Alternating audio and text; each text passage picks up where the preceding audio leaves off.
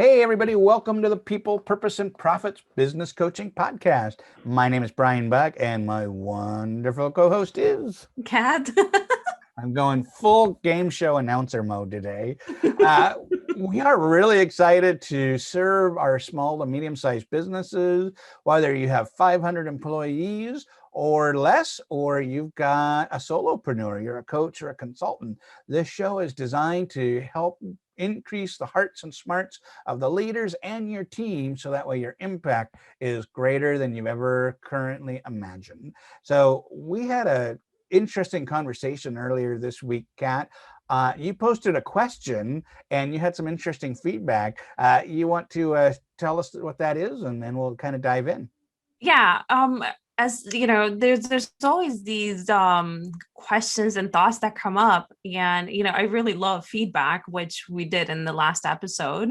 So if our audience is listening to this, I suggest that you listen to that, especially like towards the end. Brian dropped a really, really good question that I think you want to consider. So make sure you check that out. But I did ask the question, what would you rather do? Would you tell someone a lie and build them up, or tell them the truth and tear them down? And it was really, really interesting to see what people came up with, because I think we really do believe there's only two answers usually. And people don't explore beyond the question. And I love seeing some people challenge that question this time. So I thought that was super powerful in itself. And I really would love to ask our audience to think about this. Which one would you do if you only had two choices? So let's put the situation that way. If you only had two choices, which would you do? Yeah, so for me, I was one of the ones who challenged it. And it comes down to, what do we define as truth? Because truth, while a same thing can happen, but two different perspectives is going to see it differently.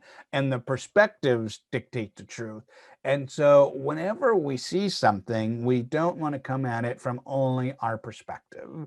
And I did a lot of good work on conflict management. And one of the key things in conflict management is recognizing whenever people are in conflict, one person says, I have the facts and you have opinions, and the other person thinks they have the facts and the other person has opinions.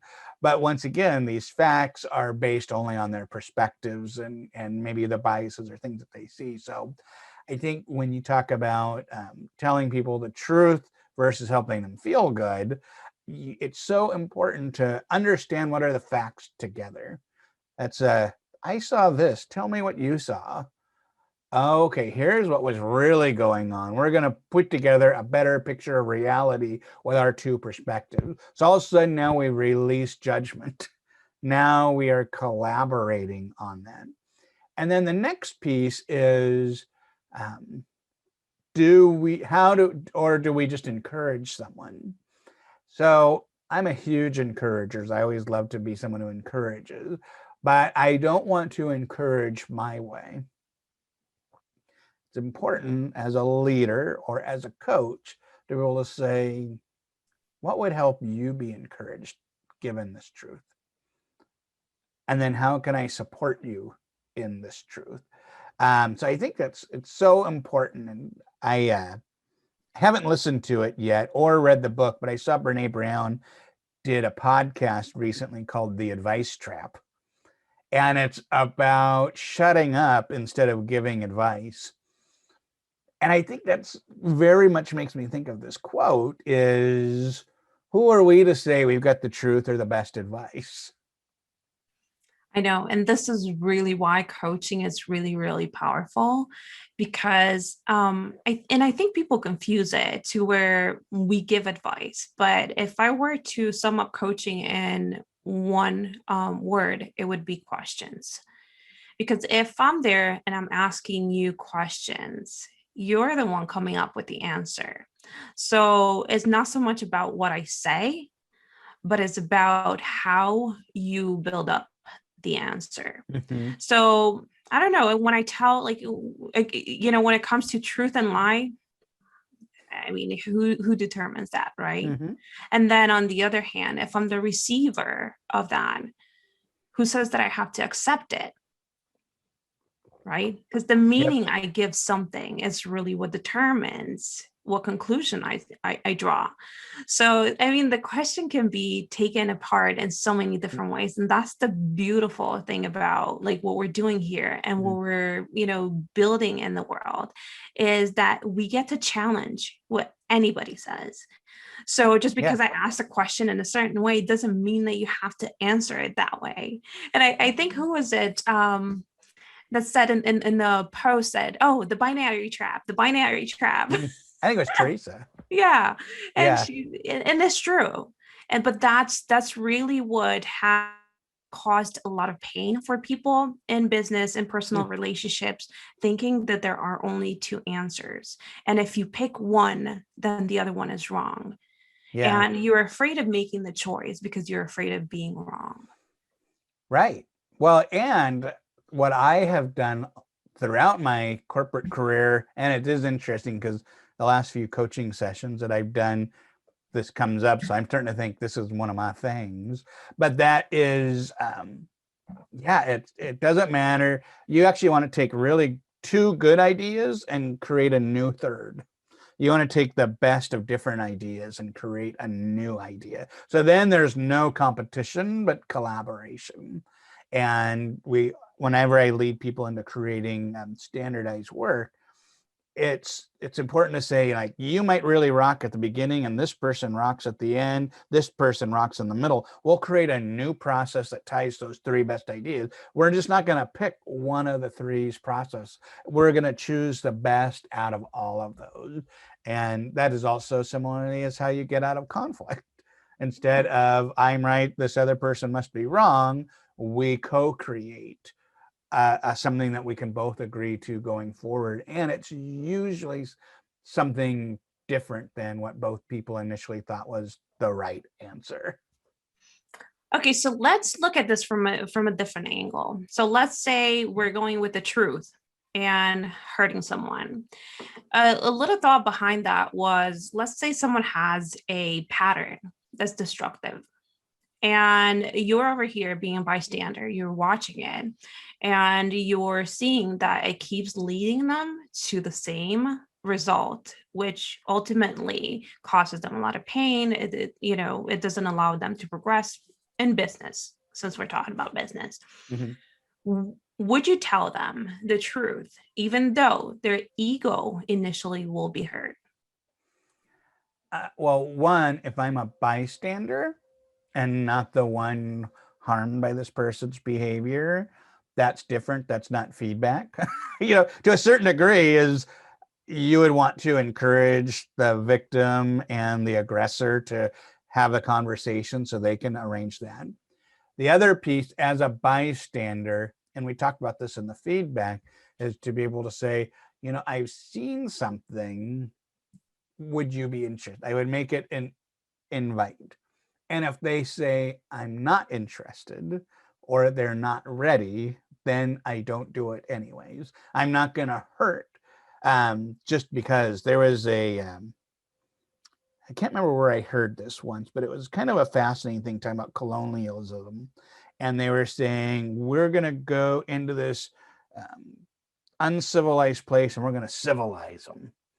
And just recognizing the arrogance of going in there and doing that. And I think so often we see problems and we could be right.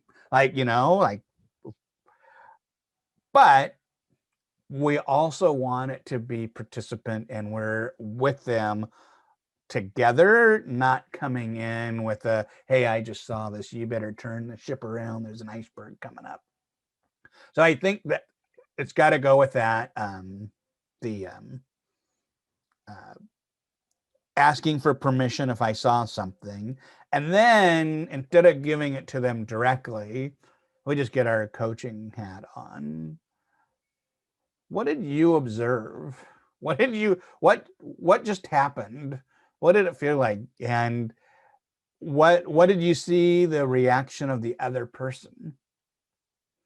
And then from there, you could be able to figure out maybe what do they need to do. Yeah. Yeah, I really do. I really do believe that, asking for permission is such a huge, um, like understated thing that people can do.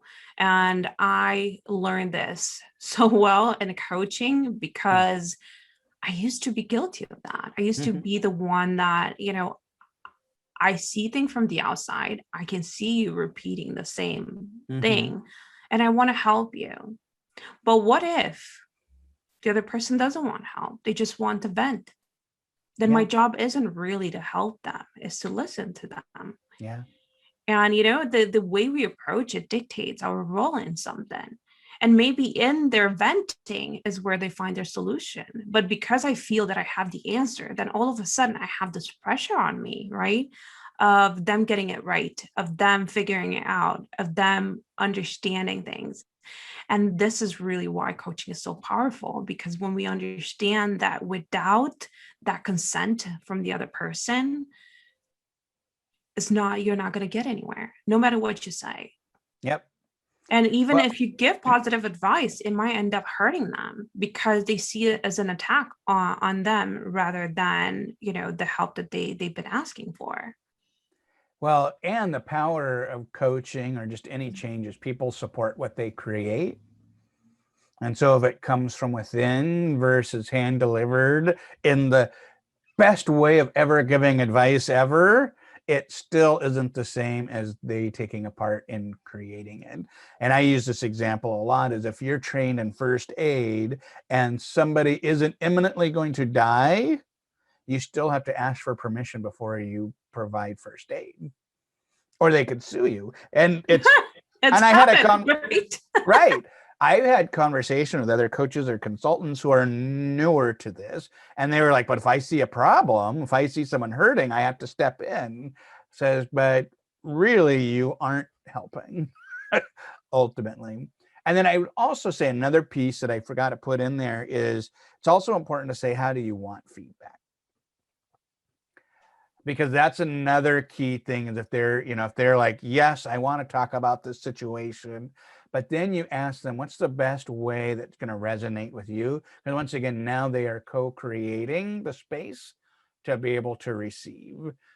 So some people, I have my default nature is I just tell it like I see it, but I always have to work with my clients to say, but if you need me to do it another way, and most people say, just tell me like it is. And then even once I do it, I said, is that how you actually wanted it? Because we want to make sure that it helps us instead of, we have enough blocks in our life. We don't need to be coaches that add more blocks. Right. And we want to work on undoing the blocks, right? And Exactly. not even just our role, but to help them create that type of thinking that allows them to solve it for themselves so they become very self-reliant. Yeah, for sure. Well, one thing that you could be self-reliant on to be able to make sure you never miss an episode is just subscribe to the show on YouTube or on your podcatcher of choice. Then you don't have to try to remember, is that new episode out? Where am I going to find it? If you just subscribe to it, it just comes to you. Another way to be reliant and I was going to try to tell you the topic. Just join our Facebook group, our People, Purpose, and Profits coaching group on Facebook, because you get the opportunity to interact with other business owners such as yourself. Kat and I pop in there. You can be able to interact with us. And let's just go ahead and use this community to help raise the hearts and smarts of our business owners, our teams, so that way we can make an impact beyond anything that we currently imagine. Thank you, Let's everybody. do it. See you soon. Yep.